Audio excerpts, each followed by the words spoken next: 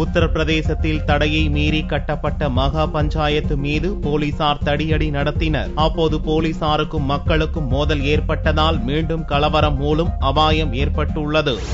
உத்தரப்பிரதேச மாநிலம் முசாஃபர் நகர் மாவட்டத்தில் ஈவ்டீசிங்கால் ஏற்பட்ட மத கலவரத்தில் 50 பேர் பலியான நிலையில் 45,000க்கும் மேற்பட்டோர் நிவாரண முகாம்களில் தங்க வைக்கப்பட்டுள்ளனர்.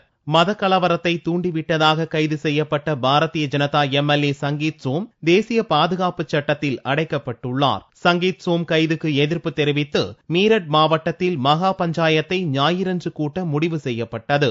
இதற்கு உத்தரப்பிரதேச அரசு தடை விதித்த போதும் ஞாயிறன்று தடையை மீறி மகா பஞ்சாயத்து கூட்டப்பட்டது.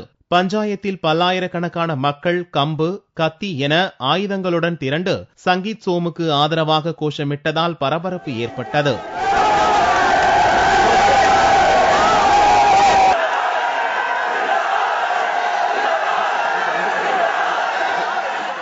போலீசார் பலமுறை எச்சரித்தும் கலைந்து போக கிராமத்தினர் மறுத்ததால் கண்ணீர் புகை குண்டுகளை வீசியும் தடியடி நடத்தியும் விரட்ட போலீசார் முயன்றனர். இதனால் இருதரப்புக்கும் மோதல் ஏற்பட்டது. கற்களை வீசி போலீசார் மீது கிராமத்தினர் தாக்குதல் நடத்தினர். போலீஸ் வாகனங்கள் நொறுக்கப்பட்டன. இதனால் வானத்தை நோக்கி போலீசார் துப்பாக்கிச் சூடு நடத்தி விரட்டி அடித்தனர். இது தொடர்பாக 60க்கும் மேற்பட்டோரை போலீசார் கைது செய்தனர். கடந்த செப்டம்பர் 6ஆம் தேதி முசாஃபர் நகரில் கூட்டப்பட்ட மகா பஞ்சாயத்தை தொடர்ந்துதான் 48 பேரை பலி கொண்ட கலவரம் உண்டது.